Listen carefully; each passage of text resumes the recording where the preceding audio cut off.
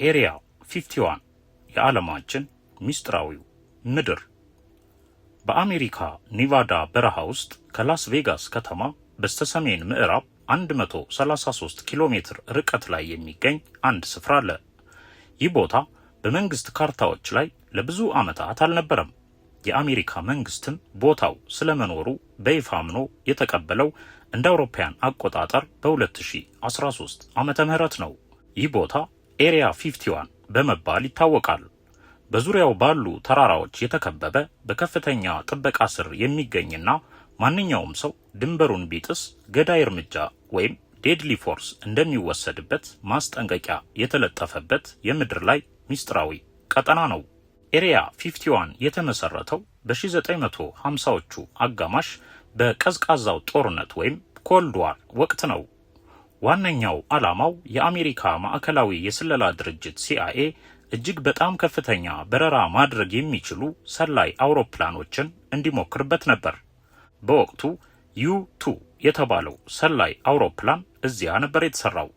ይህ አውሮፕላን ከ70,000 ጫማ በላይ ከፍታ ላይ በመብረር በሶቪየት ህብረት ላይ መረጃ እንዲሰበስብ ታስቦ የተሰራ ድንቅ ቴክኖሎጂ ነበር። ከዚያ በኋላ የነበሩት እንደ A12 እና ታዋቂው SR-71 ወይም ብላክበርድ የመሳሰሉ ፈጣን አውሮፕላኖችም ሚስጥራዊ ሙከራቸው የተደረገው በዚሁ ምድረ በዳ ነው። የኤሪያ 51 ጥበቃ ከማንኛውም ወታደራዊ ካምፕ ይለያል። ቦታው የተከለለበት ዋና ዋና ምክንያቶች፣ አንደኛ የላቁ ቴክኖሎጂዎች ጥበቃ። አሜሪካ ከጠላቶቿ በተለይም ከሩሲያና ቻይና ተሰውረው የሚሰሩ አዳዲስ የጦር አውሮፕላኖችንና የሚሳኤል ቴክኖሎጂዎችን ለመሞከር ገለልተኛ ቦታ ያስፈልጋታል። ሁለተኛ የራዳር ሙከራዎች። አውሮፕላኖች በራዳር እንዳይታዩ የሚያደርገው ስቴልስ ቴክኖሎጂ የተወለደው እዚህ ነው። ይህ ቴክኖሎጂ በወቅቱ ለሌላው ዓለም መታወቅ የለበትም ነበር። ሶስተኛ የደህንነት ቀጠና። ቦታው ግሩም ሌክ ከተባለ የደረቀ ሐይቅ አጠገብ የሚገኝ ሲሆን በዙሪያው ያሉት ተራራዎች መሬት ላይ ሆኖ ወደ ካምፑ እንዳይታይ ይጋርዱታል። ሚስጥሩና የኤሊያን ወሬዎች። ስለ ኤሪያ 51 ሲነሳ አብሮ የሚነሳው ስለ ባዕዳን ፍጥረታት ወይም ኤሊያንስና ስለ በራሪ ሳህኖች ወይም ዩፎስ ነው። ለዚህ መነሻው በ1989 ዓመተ ምህረት ቦብ ላዛር የተባለ የዘርፉ ባለሙያ በቴሌቪዥን ቀርቦ የሰጠው ምስክርነት ነው። ቦብ ላዛር እንዲህ ብሎ ነበር። እዚያ ቦታ በሰራሁበት ወቅት ከመሬት ውጭ የመጡ 9 በራሪ ሳህኖችን አይቻለሁ። አሰራራቸውንም እንድንረዳ ተመድበን ነበር ብሏል። ይህ ንግግር ዓለምን አስደነገጠ። ከዚያን ጊዜ ጀምሮ ሰዎች የወደቁ የባዕዳን ፍጥረታት በራሪ ሳህኖች እዚያ ተደብቀዋል፣ ጥገና ለማድረግም ይሞከርባቸዋል፣ የባዕዳን አስከሬኖች በላቦራቶሪ ምርመራ ይደረግባቸዋል፣ መንግስት ከባዕዳን ጋር ግንኙነት እያደረገ ነው የሚሉ መረጃዎች መሰራጨት ጀመሩ። ሳይንቲስቶች ግን ለዚህ ሌላ ማብራሪያ ይሰጣሉ። በ1950ዎቹ ሰዎች በሰማይ ላይ የሚበር ያልታወቀ ነገር አየን ሲሉ የነበረው በወቅቱ ሲአይኤ ሚስጥራዊ የሆኑትን የብርሃን ነጸብራቅ የሚፈጥሩ ሰላይ አውሮፕላኖችን ሲሞክር የነበረውን ሁኔታ ነው ይላሉ። በአሁኑ ሰዓት ኤሪያ 51 በከፍተኛ ሁኔታ ስራ ላይ ያለ ወታደራዊ ማዕከል ነው።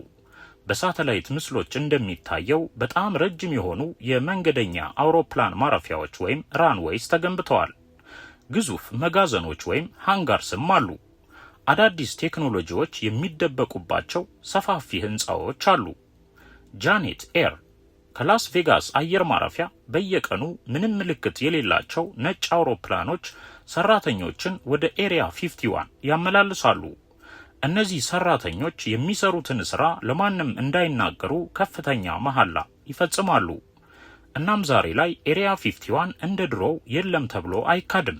ነገር ግን እዚያ ውስጥ ምን እየተሰራ እንደሆነ አሁንም ሚስጥር ነው። ብዙዎቹ አሁንም ቦታው የባዕዳን ፍጥረታት መደበቂያ ነው ብለው ቢያምኑም በይፋ የሚታወቀው ግን የአሜሪካ አየር ኃይል እጅግ ዘመናዊና ወደፊት የሚጠቀሙባቸውን የጦር መሳሪያዎች የሚፈትንበት ቦታ መሆኑን ነው። ሚስጥሩ ግን እስከዛሬ ድረስ እንደቀጠለ ነው። ከአጥሩ በላይ ለመመልከት የሞከሩ ሁሉ በደህንነት ኃይሎች በቁጥጥር ስር ይውላሉ። ሰማዩም ለማንኛውም አውሮፕላን ዝግ ነው።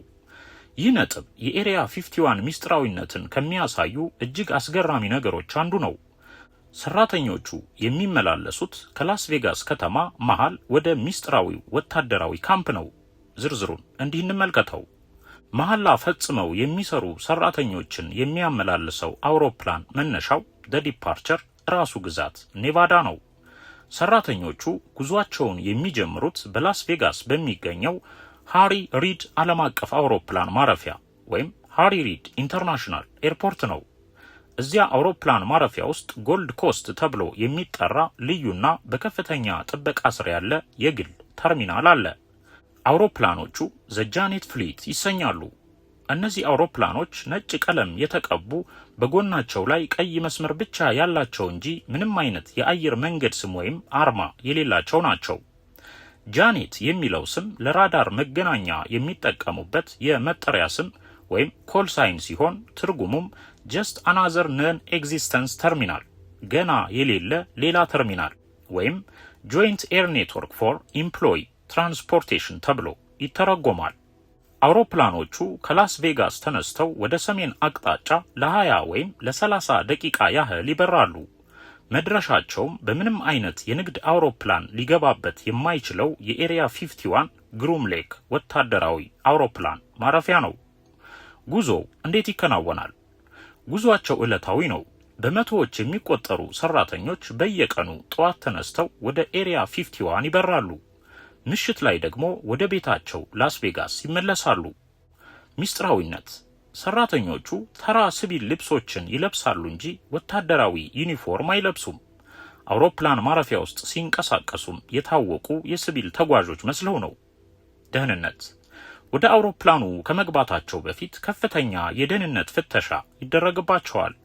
እዚያ ውስጥ ምን እንደሚሰሩ፣ ምን አይነት አውሮፕላን እንደሚሞክሩ ወይም ምን እንዳዩ ለቤተሰቦቻቸው እንኳ መናገር አይችሉም። ባጭሩ ሰራተኞቹ የሚመላለሱት በዓለም ላይ የቁማር መዲና ተብላ ከምትታወቀው ደማቋ ላስ ቬጋስ ከተማና በዓለም ላይ እጅግ ሚስጥራዊ ወደ ሆነው ኤሪያ 51 ወታደራዊ ቀጠና መካከል ነው። ይህ አሰራር አሁንም ድረስ በየቀኑ የሚከናወን ሲሆን በላስ ቬጋስ አየር ማረፊያ በኩል የሚያልፍ ማንኛውም ሰው እነዚህን ምልክት የሌላቸው ነጭ አውሮፕላኖች በአይኑ ሊመለከት ይችላል። እናም ዋናው ነጥብ ቦብ ላዛር ያሰራጨው መረጃ ነው። የቦብ ላዛር ታሪክ በኤሪያ 51 ዙሪያ ላሉት ሚስጥሮች ዋነኛው መነሻ ነው። የሰውየው ሚና፣ የተረዳቸው ቴክኖሎጂዎችና የሰጠው ምስክርነት እስከ ዛሬ ድረስ ከፍተኛ ክርክር ይደረግበታል። በዚያ ውስጥ የቦብ ላዛር ስራ ምን ነበር? ቦብ ላዛር እንደሚለው እሱ በኤሪያ 51 ውስጥ S4 ተብሎ በሚጠራው ልዩና ሚስጥራዊ ክፍል ውስጥ እንደ ፊዚስት ተቀጥሮ ይሰራ ነበር። ስራውም ሪቨርስ ኢንጂነሪንግ የሚባል ሲሆን ትርጉሙም አንድን የተሰራ መሳሪያ ፈትቶ አሰራሩን በማጥናት ቴክኖሎጂውን ወደ ኋላ ተከትሎ መረዳት ማለት ነው።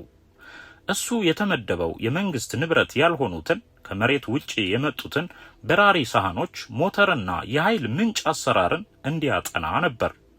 ቦብ ላዛር የተረዳውን ነገር ገልጿል። የቴክኖሎጂውን ሚስጥርም ይፋ አድርጓል። ቦብ ላዛር የገለጻቸው ሁለት ዋና ዋና ነጥቦች አሉ። አንደኛው ኤሌመንት 115 የተባለ ሲሆን ላዛር በ1989 ሲናገር በራሪ ሳህኖቹ እንደ ነዳጅ የሚጠቀሙት ኤሌመንት 115 የተባለ ንጥረ ነገር ነው ብሏል። የሚገርመው ነገር በወቅቱ ይህ ንጥረ ነገር በሳይንስ ዓለም አይታወቅም ነበር። ሳይንቲስቶች ይህን ንጥረ ነገር በቤተ ሙከራ ማግኘት የቻሉት ከ15 ዓመታት በኋላ በ2003 ዓመተ ምህረት ነው። ቦብ ላዛር እንደሚለው ይህ ንጥረ ነገር የራሱ የሆነ የስበት ማዕበል ወይም ግራቪቲ ዌቭ ይፈጥራል። ሌላው የስበት ኃይል ሞተር ወይም ግራቪቲ ፕሪፖዥን ነው። በራሪ ሳህኖቹ የሚበሩት እንደ አውሮፕላን አየርን በመግፋት ወይም እንደ ሮኬት እሳት በመርጨት አይደለም።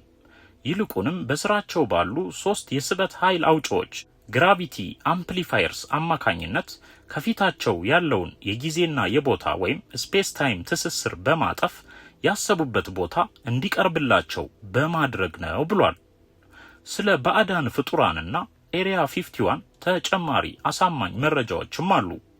ከቦብ ላዛር በተጨማሪ ነገሩን አሳማኝ የሚያደርጉ ወይም ጥርጣሬን የሚያጭሩ ሌሎች መረጃዎች አንደኛው የፔንታጎን ይፋዊ ቪዲዮዎች ወይም ቲክታክ ዩፎስ ነው። እንደ አውሮፓውያን አቆጣጠር በ2017 እና 2020 የአሜሪካ መከላከያ ሚኒስቴር ፔንታጎን የአየር ኃይል ፓይለቶች የቀረጿቸውን ቪዲዮዎች ይፋ አድርጓል። እነዚህ ቪዲዮዎች የሚታወቁ የሰው ልጅ ቴክኖሎጂዎች ሊያደርጉት የማይችሉትን ፍጥነትና እንቅስቃሴ የሚያሳዩ ናቸው። ምንም እንኳን ኤሪያ 51 ውስጥ ስለመሆናቸው ባይገለጽም በራሪ አካላቱ መኖራቸውን መንግስት ለመጀመሪያ ጊዜ አምኗል። ዴቪድ ግሩሽ በቅርቡ በ2023 አንድ የቀድሞ የደህንነት መኮንን ለአሜሪካ ኮንግረስ በሰጠው ምስክርነት አሜሪካ ሰው ያልሆኑ ፍጥረታት የሰሯቸውን ተሽከርካሪዎችና የአካላቸውን ቅሪት ደብቃ እንደምትገኝ በመሐላ አረጋግጧል። ይህ ምስክርነት ከቦብ ላዛር ንግግር ጋር በጣም የተቀራረበ ነው። ኦክስፎርድ ካርቴል አንዳንድ ተመራማሪዎች እንደሚሉት በኤሪያ 51 አካባቢ የሚታዩት እንግዳ ብርሃናት መንግስት የሚሞክራቸው የፕላዝማ ሆሎግራምስ ሊሆኑ ይችላሉ ይላሉ። ይህም ጠላትን ለማደናገር የሚሰሩ የብርሃን ቴክኖሎጂዎች እንጂ ባዕዳን ላይሆኑ ይችላሉ የሚል መከራከሪያ ያቀርባሉ። ኤሪያ 51 አሁንም በከፍተኛ ሁኔታ ጥበቃ የሚደረግበት ቦታ ነው።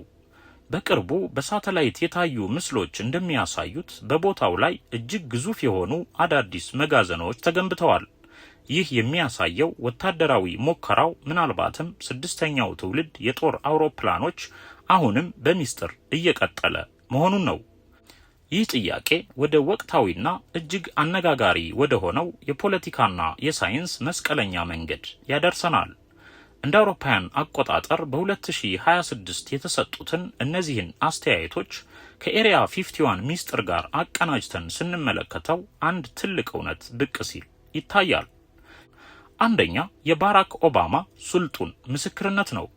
ባራክ ኦባማ በቅርቡ በ2026 በሰጡት ቃለ መጠይቅ ቀደም ሲል በ2021 ከገለጹት ሐሳብ በበለጠ ጠንከር ያለ አስተያየት ሰጥተዋል።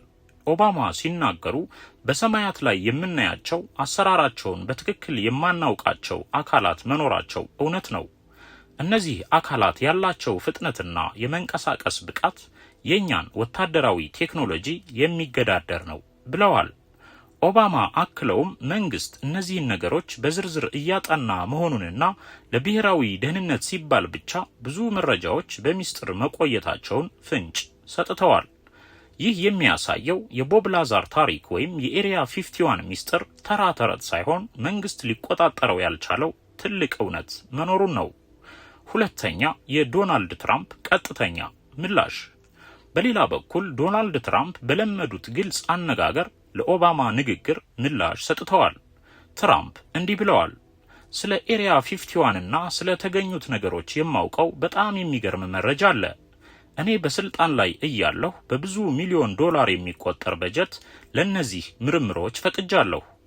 ኦባማ ዲፕሎማሲያዊ ለመሆን ይሞክራሉ እንጂ እውነታው እኛ ካሰብነው በላይ አስደንጋጭ ነው።